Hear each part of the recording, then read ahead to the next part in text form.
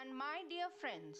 She is Bindu, my co host for today's program with our little ones Avya and Mitra. They have come to visit Delhi, the capital city of our country.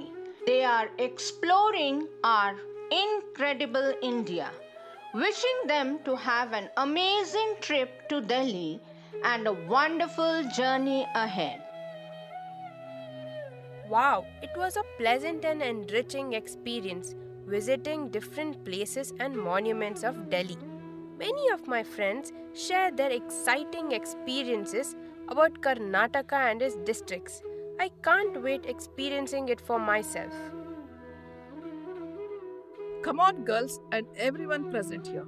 Join me on a train journey to explore the amazing regions and the rich history of Karnataka and its incredible districts.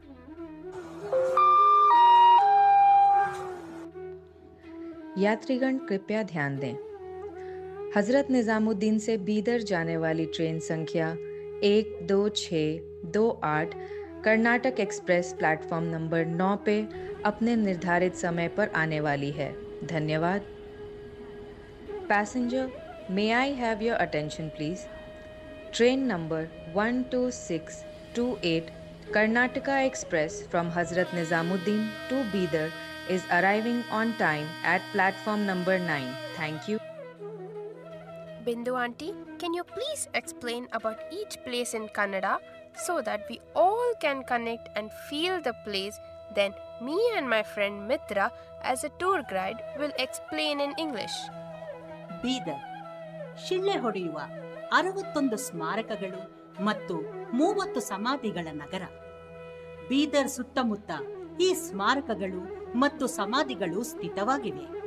ಈ ನಗರವು ದೇಶದ ದ್ವಿತೀಯ ಅತ್ಯಂತ ದೊಡ್ಡ ಭಾರತೀಯ ವಾಯುಪಡೆಯ ತರಬೇತಿ ಕೇಂದ್ರಕ್ಕೆ ನೆಲೆಯಾಗಿದೆ. Now we reach the northern tip district of Karnataka, that is Bidar. The city of whispering 61 monuments, 30 tombs are located around Bidar. You know, it is a home for second biggest Indian Air Force training center in the country. ಮುಂದಿನ ಜಿಲ್ಲೆ ಗುಲ್ಬರ್ಗಾ. ಸೂಫಿ ನಗರ ಎಂದು ಕರೆಯಲ್ಪಡುವ ಗುಲ್ಬರ್ಗಾ ಈಗ ಕಲಬುರ್ಗಿ ಎಂದು ಮರುನಾಮಗೊಂಡಿದೆ. ಈ ನಗರವು ತನ್ನ ಐತಿಹಾಸಿಕ ಕೋಟೆ ಮತ್ತು ಶರಣ ಬಸವೇಶ್ವರ ದೇವಸ್ಥಾನದಿಂದ ಪ್ರಸಿದ್ಧವಾಗಿದೆ. The next neighboring district is Gulbarga. The Sufi city renamed as Kalburgi is famous for its historical fort and Sharana Basveshwara temple. ಇದಾದ ನಂತರ ನಾವು ಯಾದಗಿರಿಗೆ ಬರುತ್ತೇವೆ. ದಕ್ಷಿಣ ಭಾರತದ ಮೊದಲನೇ ಮುಸ್ಲಿಂ ಸಾಮ್ರಾಜ್ಯವಾಗಿದೆ. ಯಾದವರು ಯಾದಗಿರಿಯನ್ನು ರಾಜಧಾನಿಯಾಗಿ ಆಯ್ಕೆ ಮಾಡಿ ಕ್ರಿಸ್ತು ಶಕ 1347ರಿಂದ 1425ರವರೆಗೆ ಆಳಿದರು. ಇಲ್ಲಿ ಮುಖ್ಯ ಬೆಳೆಗಳು ಜೋಳ ಮತ್ತು ಭತ್ತ ಆಗಿತ್ತು. ಈ ಪ್ರದೇಶದಲ್ಲಿ ಪ್ರಮುಖವಾಗಿ ಬೆಳೆಯುತ್ತಿವೆ. ಯಾದಗಿರಿಯಲ್ಲಿ ಅವರ ವಿಶಿಷ್ಟ ಜೋಳ ರೊಟ್ಟಿ ಊಟವನ್ನು ಸವಿಯೋಣ. After this, we moved to Yadagiri. Yadava was the earliest Muslim empire of South India. Chose Yadagiri to be the capital and ruled from 1347 to 1425 AD. Jawar and paddy are the main crops in this place. Let's enjoy their jawar roti meals in Yadagiri. ಮುಂದಿನದಾಗಿ Bijapur ಅಥವಾ ವಿಜಯಪುರಕ್ಕೆ ಪ್ರಯಾಣಿಸೋಣ. ಈ ಸ್ಥಳವನ್ನು ಕರ್ನಾಟಕದ ಪಂಜಾಬ್ ಎಂದು ಕರೆಯಲಾಗುತ್ತದೆ. ಏಕೆಂದರೆ ಈ ಪ್ರದೇಶದ ಮೂಲಕ ಹಲವು ನದಿಗಳು ಹರಿಯುತ್ತಿವೆ. ಇಂಡೋ ಇಸ್ಲಾಮಿಕ್ ಶೈಲಿಯ ವಾಸ್ತುಶಿಲ್ಪ ಮತ್ತು ಆದಿಲ್ ಶಾಹಿ ವಂಶದ ಶಾಸನದಿಂದ ಪ್ರಸಿದ್ಧವಾಗಿದೆ. ಜಗತ್ತಿನ ಎರಡನೇ ದೊಡ್ಡ ಗುಂಬಜವಾದ ಗೋಲ್ ಗುಂಬಜ ಇಲ್ಲಿದೆ. ಅದನ್ನು ನೋಡೋಣವಾ? Next, let's travel to Bijapur, known as Vijayapura, also called the Punjab of Karnataka, because of the rivers that flow through the area. It is renowned for its Hindu-Islamic architecture and Adil Shah dynasty. Let's see the Gol Gumbaz, which is one of the largest domes in this world. Thank you, Avya, for being such a wonderful guide for these places. ನಾವು 12ನೇ ಶತಮಾನದ ಪ್ರಸಿದ್ಧ ಧಾರ್ಮಿಕ ಕವಿ ಮತ್ತು ಸಮಾಜ ಸುಧಾರಕನಾದ ಬಸವಣ್ಣನವರ ಜೀವನ ಮತ್ತು ಅನಂತಿಕವಾಗಿ ಪ್ರೇರೇಪಿಸುವ ಅವರ ಪರಂಪರೆಯನ್ನು ಅನಾವರಣಗೊಳಿಸುವ ಯಾತ್ರೆಗೆ ಹೋಗೋಣ. ಬಸವಣ್ಣನವರು ಶಿವಭಕ್ತಿ ಚಲನೆಯಲ್ಲಿ ತೊಡಗಿಸಿಕೊಂಡು ಅದರ ಪ್ರಮುಖ ನಾಯಕರಲ್ಲಿ ಒಬ್ಬರಾಗಿದ್ದರು. ಅವರ ಆಲೋಚನೆಗಳು ಮತ್ತು ಬೋಧನೆಗಳು ಹಲವಾರು ಪೀಳಿಗೆಯ ಜನರನ್ನು ಇಂದು ಕೂಡ ಪ್ರೇರೇಪಿಸುತ್ತವೆ. ಅವರು ಅನುಭವ ಮಂಟಪವನ್ನು ಸ್ಥಾಪಿಸಿದರು. ಇದು ಆಧ್ಯಾತ್ಮಿಕತೆಯ ಕುರಿತು ಮುಕ್ತ ಚರ್ಚೆಗಾಗಿ ವೇದಿಕೆಯಾಯಿತು. ಅವರು ಜಾತಿ, ಲಿಂಗ ಮತ್ತು ಸಾಮಾಜಿಕ ವಿಭಜನೆಗಳಿಗೆ ಮಹತ್ವವಿಲ್ಲದ ಹೊಸ ಜೀವನ ಮಾರ್ಗವನ್ನು ಉತ್ತೇಜಿಸಿದರು. ದೈವಿಕ ಅನುಭವವು ಅಸ್ತಿತ್ವದ ಕೇಂದ್ರಬಿಂದುವಾಗಿತ್ತು. ಬಸವಣ್ಣನವರು ಲಿಂಗಾಯತ ಮತ್ತು ವೀರಶೈವ ಎಂಬ ಆಧ್ಯಾತ್ಮಿಕ ಮತ್ತು ಸಾಮಾಜಿಕ ಪರಿಷ್ಕಾರದ ಚಲನವನ್ನು ಸ್ಥಾಪಿಸಿದರು. ಇದು ನಿಜವಾದ ಜ್ಞಾನ, ಸರಿಯಾದ ಆಚರಣೆ ಮತ್ತು ದೈವಿಕ ಅನುಭವದ ತತ್ವಗಳ ಮೇಲೆ ಆಧಾರಿತವಾಯಿತು. ಅವರು ತಮ್ಮ ಕಾವ್ಯದ ಮೂಲಕ ಸಮಾಜದಲ್ಲಿ ಜಾಗೃತಿ ಮೂಡಿಸಿದರು. ಈ ಕಾವ್ಯವು ಜನರಲ್ಲಿ ವಚನೆ ಎಂದು ಜನಪ್ರಿಯವಾಗಿತ್ತು. Now, let's take a journey back in time to explore the life and legacy of Basavanna, the 12th century philosopher, poet, social reformer, whose ideas and teachings continue to inspire generations. He was involved in the Shiva-focused Bhakti movement and leading figure in the 12th century. He established Anubhava Mantapa, a forum for open discussion on spirituality. He promoted a new way of living in which caste, gender, and social distinctions were meaningless. The divine experience was at the center of existence. He founded a new spiritual cum social reform movement called Lingayat or Veera Shaivism, which was based on the principles of true knowledge, right conduct, and divine experience. He had spread social awareness through his poetry, popularly known as Vachanas. Now, we will hear the Vachanas from Supratik. ನುಡಿದರೆ ಮುತ್ತಿನ ಹಾರದಂತಿರಬೇಕು, ನುಡಿದರೆ ಮಾಣಿಕ್ಯದ ದೀಪ್ತಿಯಂತಿರಬೇಕು, ನುಡಿದರೆ ಸ್ಫಟಿಕದ ಶಲಾಕೆ ಅಂತಿರಬೇಕು, ನುಡಿದರೆ ಲಿಂಗ ಮೆಚ್ಚಿ ಔದೆನಬೇಕು, ನುಡಿಯೊಳಗಾಗಿ ನಡೆಯದಿದ್ದರೆ ಕೂಡಲ ಸಂಗಮ ದೇವನಂತಳಿವನಯ್ಯ. ಕಳಬೇಡ, ಕೊಲಬೇಡ, ಹುಸಿಯ ನುಡಿಯಲು ಬೇಡ, ಮುನಿಯಬೇಡ, ಅನ್ಯಾರಿಗೆ ಅಸಹ್ಯ ಪಡಬೇಡ, ತನ್ನ ಬಣ್ಣಿಸಬೇಡ, ಇದರು ಹಳಿಯಲು ಬೇಡ. ಇದೇ ಅಂತರಂಗ ಶುದ್ಧಿ, ಇದೇ ಬಹಿರಂಗ ಶುದ್ಧಿ, ಇದೇ ನಮ್ಮ ಕೂಡಲ ಸಂಗಮ ದೇವರ ನೊಲಿಸುವ ಪರಿ.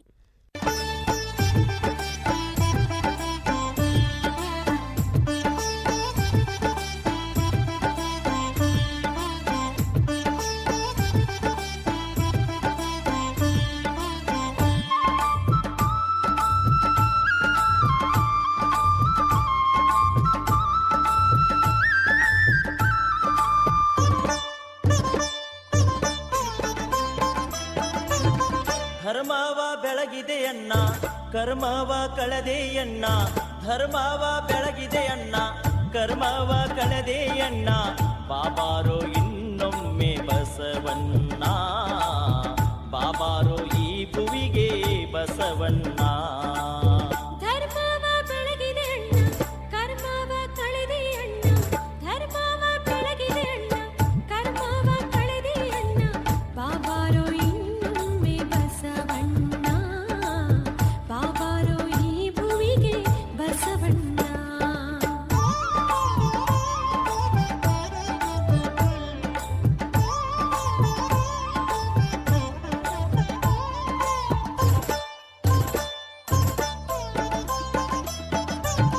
ಶತಮಾನ 12 ಹಿತವಾಯಿತು ಭುವಿಯು, ಶತಮಾನ 12 ಹಿತವಾಯಿತು ಭುವಿಯು, ಬಾಗೇವಾಡಿಯ ಭಾಗ್ಯ ತೆರೆದಿತ್ತು ನೋಡು.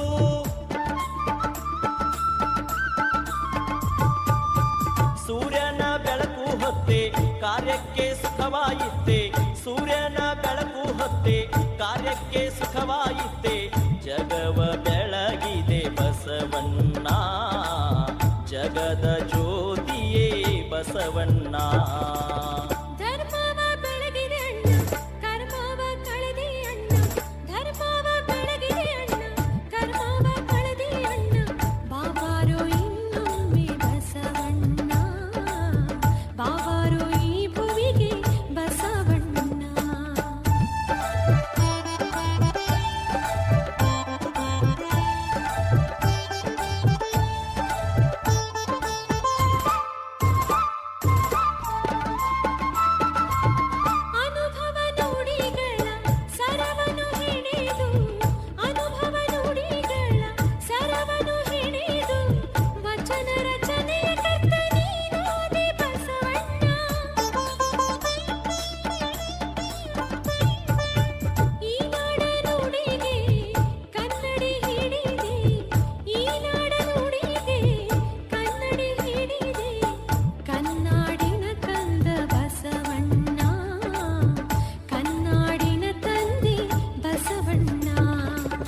ಧರ್ಮವ ಬೆಳಗಿದೆ ಅಣ್ಣ ಕರ್ಮವ ಕಳೆದೆ ಅಣ್ಣ ಧರ್ಮವ ಬೆಳಗಿದೆ ಅಣ್ಣ ಕರ್ಮವ ಕಳೆದೆ ಅಣ್ಣ ಬಾಬಾರೋ ಇನ್ನೊಮ್ಮೆ ಬಸವಣ್ಣ ಬಾಬಾರೋ ಈ ಭುವಿಗೆ ಬಸವಣ್ಣ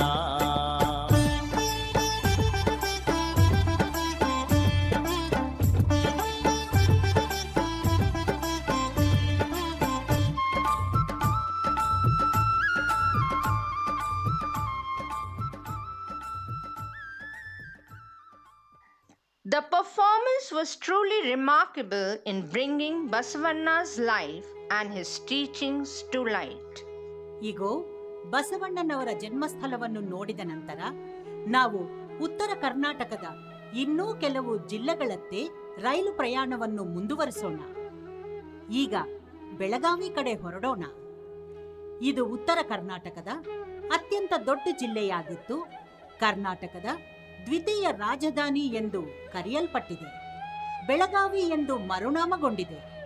ಬೆಳಗಾಂ ಜಿಲ್ಲೆಯು ತನ್ನ ಅಭಯಾರಣ್ಯಗಳು, ಸಾಂಸ್ಕೃತಿಕ ವೈವಿಧ್ಯತೆ, ಕೈಗಾರಿಕೆಗಳ ಬೆಳವಣಿಗೆ ಮತ್ತು ಕೃಷಿ ಕೇಂದ್ರದಿಂದ ಪ್ರಸಿದ್ಧವಾಗಿದೆ. ಇಲ್ಲಿ ಬೆಳಗಾವಿ ಕುಂದ ಎಂಬ ಮಿಠಾಯಿಯನ್ನು ತಪ್ಪದೆ ಸವಿಸೋಣ. Now, after the birthplace of Basavanna, we will continue our train journey to few other districts of northern Karnataka. So, let's go to Belgavi, the largest district in North Karnataka and called as the second capital of Karnataka. Belgaum is renamed as Belgavi. The district is known for its waterfalls, cultural diversity, industrialization, and agricultural hub. Belgaum Kunda is a famous must-try sweet. ಈಗ ನಾವು ಜನಪ್ರಿಯ ನಾಯಕಿ ಹಾಗೂ ಕಿತ್ತೂರಿನ ರಾಣಿ ಚೆನ್ನಮ್ಮನಿಗೆ ವಂದನೆ ಸಲ್ಲಿಸುತ್ತೇವೆ. ಅವರು ಮಹಿಳಾ ಸಬಲೀಕರಣ ಮತ್ತು ಲಿಂಗ ಸಮಾನತೆಗೆ ಸ್ಫೂರ್ತಿಯಾಗಿದ್ದಾರೆ. ತಮ್ಮ ಪ್ರಜೆಗಳ ಹಕ್ಕುಗಳಿಗಾಗಿ ಹೋರಾಡಿದ ಧೈರ್ಯಶಾಲಿ ಯೋಧಿಯಾಗಿದ್ದರು.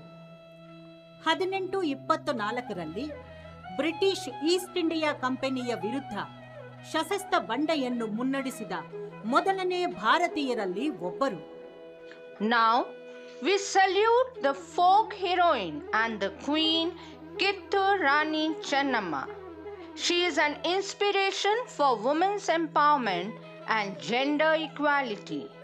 Also, a brave warrior who fought for the rights of her people. She was one of the first Indians to lead an armed rebellion against the British East India Company in 1824. ಮುಂದಿನ ತಾಣ ಬಾಗಲಕೋಟೆ. ಇದು ಐತಿಹಾಸಿಕ ಮಹತ್ವ ಹಾಗೂ ಚಾಲುಕ್ಯರ ದೇವಾಲಯಗಳಿಂದ ಪ್ರಸಿದ್ಧವಾಗಿತ್ತು. ಇದರಲ್ಲಿ ಬಾದಾಮಿ ಗುಹೆಗಳು, ಐಹೊಳೆ ಮತ್ತು ಪಟ್ಟದಕಲ್ ಸೇರಿವೆ. ಇದು ಯುನೆಸ್ಕೋ ವಿಶ್ವ ಹೆರಿಟೇಜ್ ತಾಣಗಳಲ್ಲಿ ಒಂದಾಗಿದೆ. ಮಹಾಕವಿ ರನ್ನ ಈ ಸ್ಥಳದಲ್ಲಿ ಜನಿಸಿದ್ದರು. ಅವರು ಕನ್ನಡ ಭಾಷೆಯ ಅತ್ಯುತ್ತಮ ಕವಿಗಳಲ್ಲಿ ಒಬ್ಬರಾಗಿದ್ದರು. ರನ್ನ, ಪಂಪ ಮತ್ತು ಪೊನ್ನರವರನ್ನು ಕನ್ನಡದ ಪುರಾತನ ಸಾಹಿತ್ಯದ 3 ರತ್ನಗಳು ಎಂದು ಕರೆಯುತ್ತಾರೆ. Next, we move on to Bagalkot, which is famous for its historical importance and Chalukya temples. That includes Badami Caves, Aihole and Pattadakal. It is one of the UNESCO World Heritage Site. The Mahakavi Ranna was born in this place. He was one of the greatest poets of Kannada language. Ranna, Pampa and Ponna are called 3 gems of the ancient Kannada literature.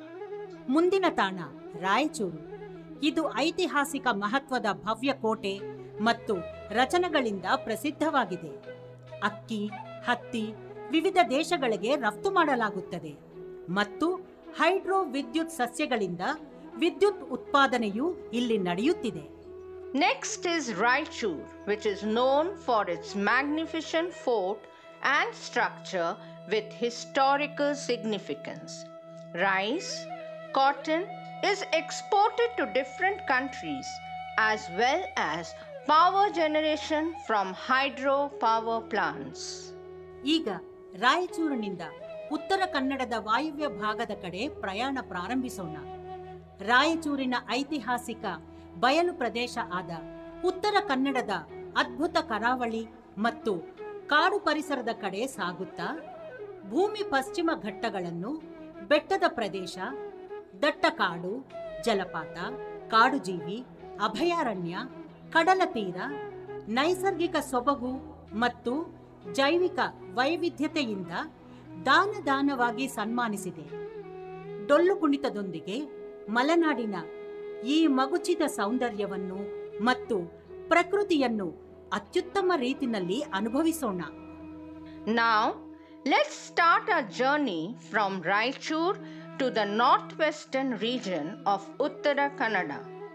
Moving from the historic plains of Raichur to the stunning coastal and forested landscape of Uttara Kannada. The land has generously blessed Western Ghats with hilly region, bounties of dense forest, waterfall, wildlife sanctuary, beaches, scenic beauty and biodiversity. Let's indulge in the untouched beauty of Malnadu regions with Dolu Kunita and the nature at its best with our pre-nursery little hearts.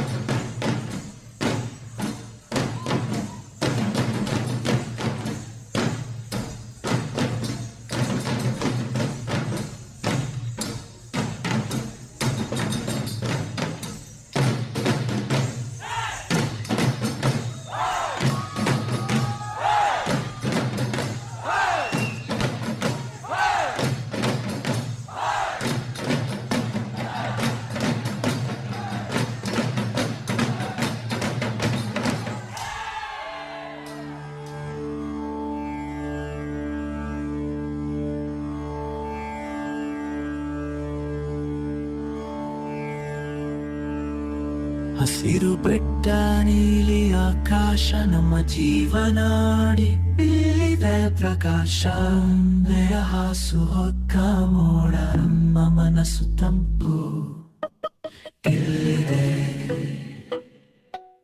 ಕಾಡಿನ ಸುಳಿವು ಗಾಳಿಯ ರಾಗ ಎಲ್ಲ ನೋಡಿದರು ಪ್ರಕೃತಿಯ ಆಲಾಪ, ಮರದ ಸದ್ದು, ಹಕ್ಕಿಗಳ ಚುಳಲಿ, ಅದಕ್ಕೆ ನಾವು ಕೇಳ್ತೀವಿ ಇದ್ದು ಇಲ್ಲೇ ಸೊಡಲಿ. ಪ್ರಕೃತಿ ಅದು ನಮ್ಮದೇ ಆದ ಭಕ್ತಿ, ಅದರಲ್ಲಿ ಸಿಕ್ತಿದೆ ಶಾಂತಿ, ಸಂಪತ್ತಿನ ಶಕ್ತಿ. ನೋಡು ಸೌಂದರ್ಯ, ಕೇಳುವುದರ ಧ್ವನಿ, ಇದು ಪ್ರಕೃತಿ ಯಾಪ, ಅದೇ ಜೀವನದ ಜಾನಿ.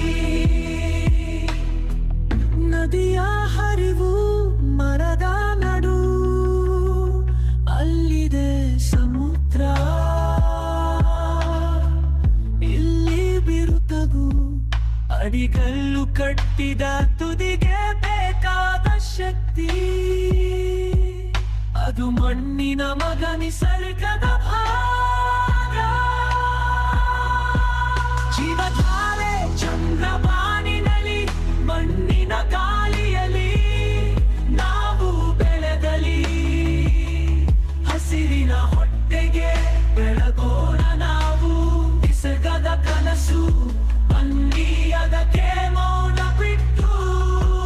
ಪ್ರಕೃತಿ ಅದು ನಮ್ಮೇ ಜೋಡಲಿ, ಅದಕ್ಕೆ ಮೌನ ಬಿಟ್ಟು. ಪ್ರಕೃತಿ ಅದು ನಮ್ಮದೇ ಆದ ಭಕ್ತಿ, ಅದರಲ್ಲಿ ಸಿಕ್ತಿದೆ ಶಾಂತಿ, ಸಂಪತ್ತು.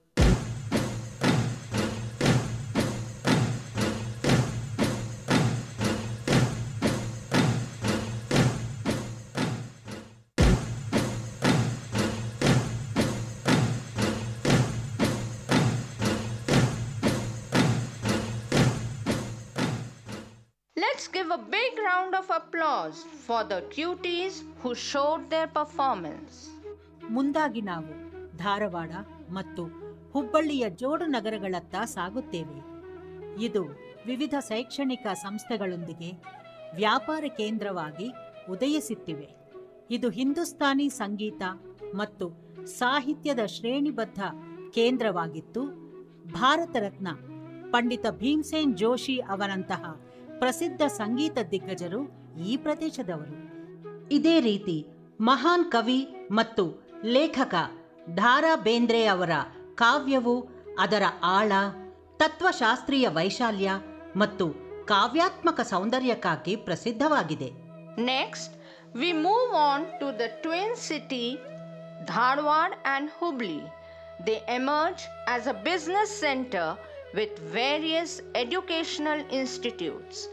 It is a classical hub for Hindustani music and literature. A well-known music legends like Bharat Ratna Pandit Bhimsen Joshi, a great poet and writer Dhara Bendre hails from this region. His poetry is known for its depth, philosophical richness and lyrical beauty. ಗದಗವು ತನ್ನ ಪ್ರಾಚೀನ ದೇವಾಲಯಗಳಿಗಾಗಿ ಪ್ರಸಿದ್ಧವಾಗಿದೆ ಮತ್ತು ಕನ್ನಡದ ವಿಜಯಕೇಶವ ದೇವಕವಿ ಕುಮಾರವ್ಯಾಸನ ಜನ್ಮಸ್ಥಳವಾಗಿತ್ತು. ಅವರು ಕನ್ನಡದಲ್ಲಿ ಬರೆದ ಮಹಾಭಾರತ ಲೇಖಕರಾಗಿದ್ದಾರೆ. ಇವರು ಅಲ್ಲಮಪ್ರಭು ಮತ್ತು ಶಿವಶರಣ ಜೀವನವನ್ನು ಒಳಗೊಂಡಿದ್ದಾರೆ. Gadag is known for its ancient temples and as a birthplace of famous Kannada Veerashaiva poet Kumara Vyasa, the author of Mahabharata, written in Kannada, and also he was covering the lives of Allama Prabhu and Shiva Sharanas. Koppal ಮಹಾಭಾರತದಲ್ಲಿ ಉಲ್ಲೇಖಿತವಾಗಿರುವ ಬಹಳಷ್ಟು ದೇವಾಲಯಗಳ ಮನೆ ಮತ್ತು ಉತ್ತರ ಕರ್ನಾಟಕ ಜಿಲ್ಲೆಯ ಬಹುತೇಕ ಭಾಗಗಳ ಕೃಷಿ ಕೇಂದ್ರವಾಗಿದೆ. ಇಲ್ಲಿ ಹತ್ತಿ, ಜೋಳ, ಸೂರ್ಯಕಾಂತಿ ಮತ್ತು ಅಕ್ಕಿ ಮುಂತಾದವುಗಳನ್ನು ಬೆಳೆಯುತ್ತಾರೆ. Koppal is a home to many temples with significance mentioned in Mahabharata, and most of all the northern Karnataka districts with agricultural hub focused on cotton, jawar, sunflower and paddy and many more crops. Now we continue our journey to Haveri. Haveri ಐತಿಹಾಸಿಕ ದೇವಾಲಯಗಳು ಮತ್ತು ಹಲವಾರು ಸಂತರು ಹಾಗೂ ಕವಿಗಳ ಜನ್ಮಸ್ಥಳವಾಗಿದೆ.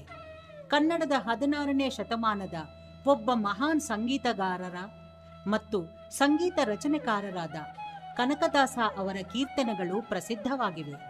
ಅವರು ನಿರಕ್ಷತೆಯ ವಿರುದ್ಧ ಮತ್ತು ಅಸಮಾನತೆಯ ವಿರುದ್ಧ ಹೋರಾಡಿದರು. ಶಿಶುನಾಳ ಶರೀಫ್ 2 ಧರ್ಮಗಳ ಹಿಂದೂ ಮತ್ತು ಮುಸ್ಲಿಂ ಸಂತರಾಗಿದ್ದರು. ಅವರ ತಂದೆ ರಾಮಾಯಣ ಮತ್ತು ಮಹಾಭಾರತವನ್ನು ಹಾಗೂ ಪ್ರಸಿದ್ಧ ಕನ್ನಡ ಕವಿ ಅಲ್ಲಮ ಪ್ರಭು ಮತ್ತು ಸರ್ವಜ್ಞರ ಉಪದೇಶಗಳನ್ನು ಅವರಿಗೆ ಕಲಿಸಿದರು. ಇವರು ತ್ರಿಪದಿ ಎಂದು ಕರೆಯುವ 3 ಸಾಲುಗಳ ಕವನಗಳಿಗೆ ಪ್ರಸಿದ್ಧರಾಗಿದ್ದಾರೆ. Haveri is famous for its historical temples with birthplace of several saints and poets. Kanakadasa, a noble musician and composer in the 16th century, known for his kirtanas in Carnatic music. He fought against illiteracy and inequality.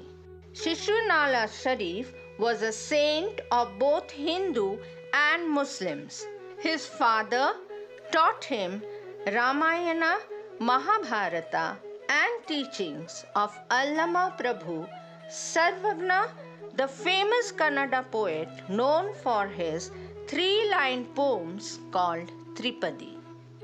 We will watch the representation of Sarvagna to enlighten us with his vachanas.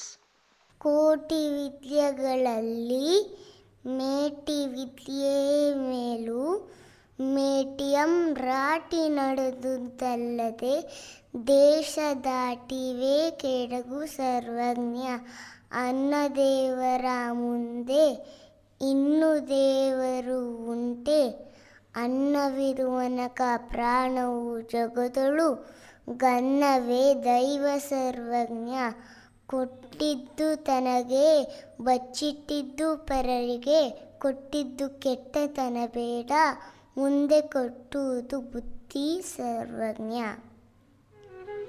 It was truly enriching to know about Sarvagna's poems. ಕೊಪ್ಪಳಕ್ಕೆ ಪಕ್ಕದಲ್ಲಿರುವ ಜಿಲ್ಲೆ ಬಳ್ಳಾರಿ.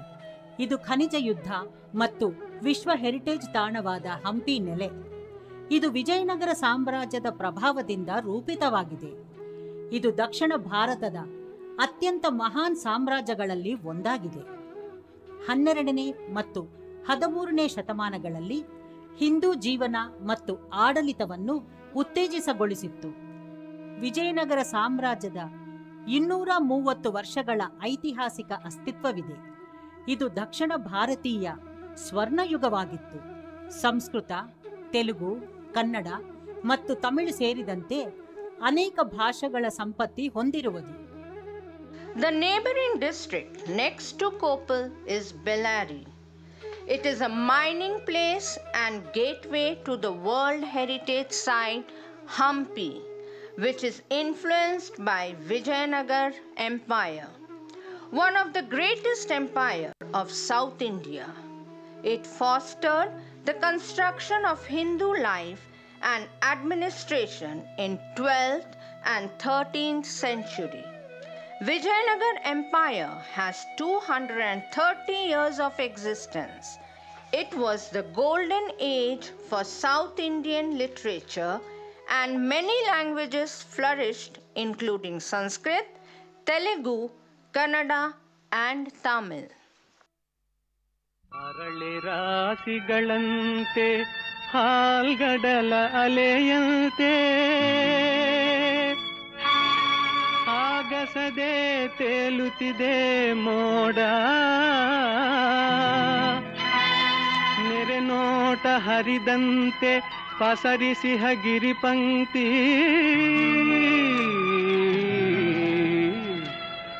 ಹಸಿ ಹಸಿರು ವನರಾಜಿನೋಡ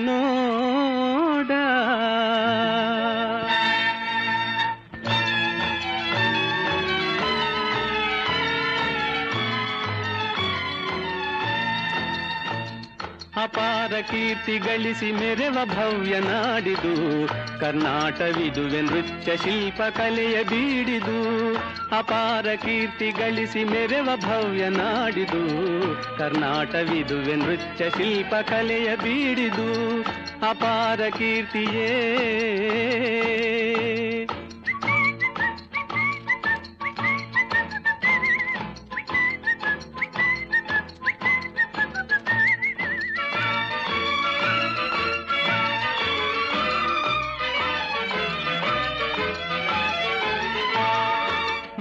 ತುಂಗಭದ್ರೆ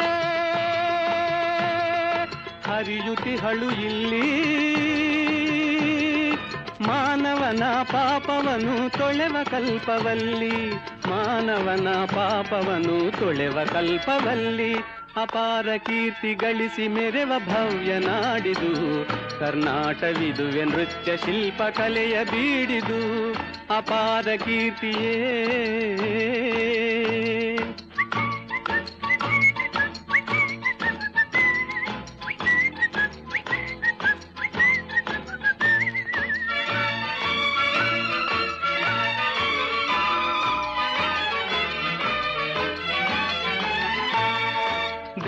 ವಿರೂಪಾಕ್ಷ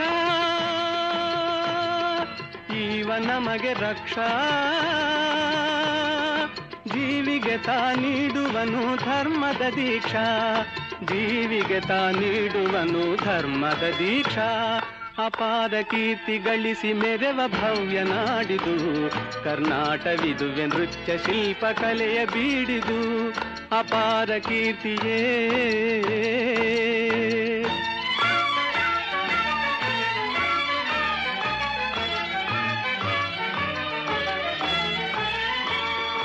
ಕಡಿದು ಸುತ್ತಮುತ್ತಲಿದ್ದ ಗೊಂಡಾರಣ್ಯ ಸ್ಥಾಪಿಸಿದನು ವಿಜಯನಗರ ವಿದ್ಯಾರಣ್ಯ. ಹಕ್ಕ ಬುಕ್ಕರಾಳಿ ಭವ್ಯತೆಯನ್ನು ತಾಳಿ ದಿಕ್ಕು ದಿಕ್ಕು ಶಾಂತಿ ಸುಖದ ಕಹಳೆಯು ಕೇಳಿ. ಅಪಾರ ಕೀರ್ತಿ ಗಳಿಸು ಮೆರೆವ ಭವ್ಯ ನಾಡಿದು ಕರ್ನಾಟವಿದುವೆ ನೃತ್ಯ ಶಿಲ್ಪ ಕಲೆಯ ಬೀಡಿದು. ಅಪಾರ ಕೀರ್ತಿಯೇ It was great knowing about the glorious empire of Vijayanagara.